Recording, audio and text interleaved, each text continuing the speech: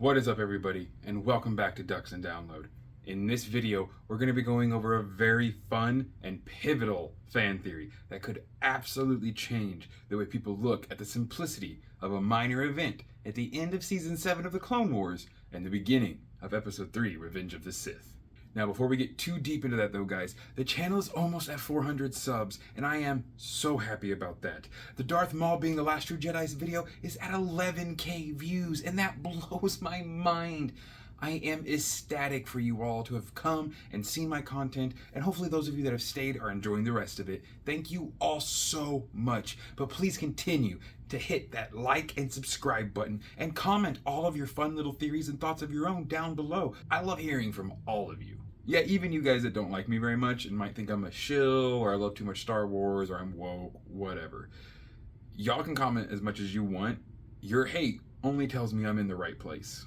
But back to the video, and what an amazing theory it is. What a pivotal moment is about to really adjust and change the entire face of the galaxy with but one encounter. An encounter that many thought would be fated to happen one day, but the Force definitely seemed otherwise. We're talking about a simple tag-along to Mandalore.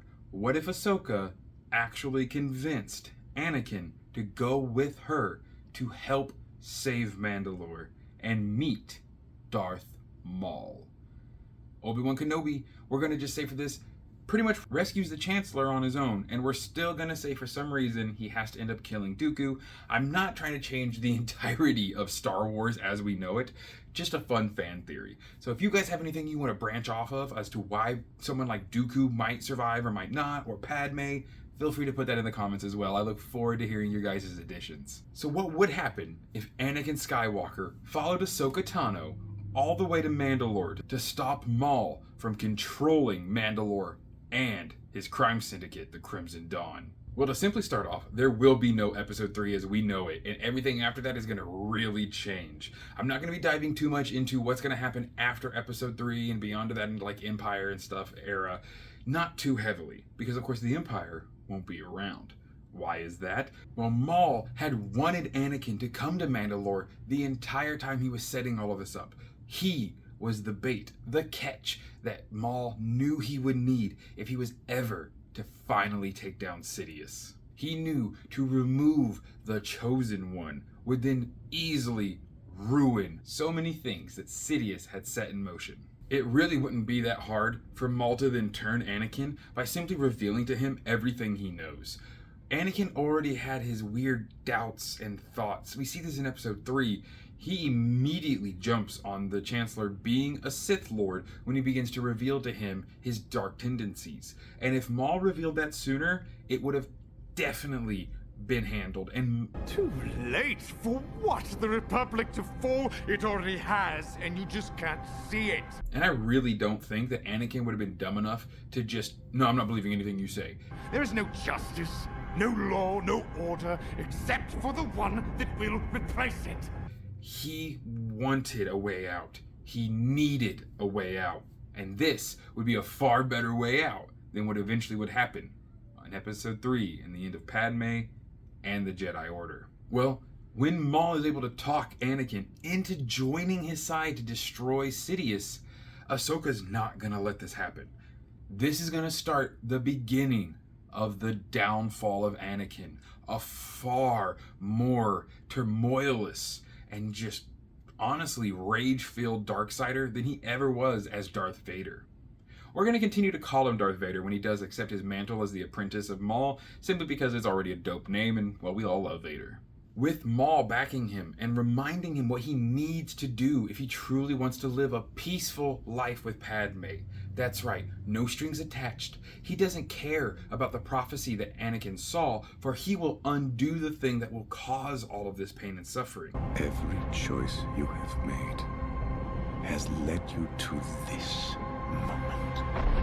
Together, by defeating Sidious, he can definitely prove to Anakin that this is the key to him keeping his love and not losing the one thing in the galaxy he cares the most about. And again, as Ahsoka would begin to protest and fight against this idea, that would lead to the first altercation, the first time Anakin would probably don Sith eyes like we see in the episode 3 end of the Mustafar scene, and he would have to strike down his Padawan. Even with Maul and Anakin, I highly doubt that Ahsoka would happily go down this path of a secret rebellion and assassination within the Republic. The very thing that she was pretty much trialed for to begin with, there's no way she's going to be okay with this, and Anakin's going to have to stop her before she can radio back to the 501st or get the word out to the Chancellor that his life is now in danger. After Anakin would end up taking out Ahsoka, the pain and suffering that would cause would truly begin to awaken him into the powers and the waters of the dark side, the ocean that will swallow him whole one day. From there, Maul and Anakin would have no problem completely devastating the 501st. And speaking of someone else who would not happily follow those orders, Captain Rex would in no way turn on the Republic, even for Anakin. Now, I could easily argue with Maul also there to describe the inhibitor chips and all the things going on with the clones. After Fives, I'm pretty sure Rex would look at this and go, I think there might actually be something to this. But we can't use the clones. If a clone shows up in the office to help kill Palpatine, all he has to do is say Order 66, and we're right back where we were in the beginning. But this time, well, Rex wouldn't have his chip out if he followed Anakin directly. One way or another, Anakin's gonna have to take out Rex, and that's gonna be almost just as powerful as him dealing with Ahsoka. After he gets rid of the 501st, it's not gonna be hard for Maul, his apprentice Anakin, the Mandalorians, and Crimson Dawn to secretly rule Mandalore and build up a very powerful army. Whereas so many of the Sith in the past used the Mandalorians as fodder, Anakin is not a moron in war. He would know of the Beskar and don his Sith army, all with Beskar plating, or at least inlays like we see with the amazing Mirialan, General Vyse. The Crimson Dawn would flourish with 2 Sith taking over. Because after Palpatine is gone, there's not going to be a rule of 2. The old Sith like that are going to die. Maul had no pure aspiration of rule of 2. He might have been taught it very momentarily through Sidious, but Sidious did not like to teach people things, let alone the rule of 2 and its true meanings, because he didn't follow those. He never wanted to share. Maul will happily share what he knows. We see it with Ezra, we've seen it with Savage. Now though, speaking on Ezra, that's also going to tweak a lot of things.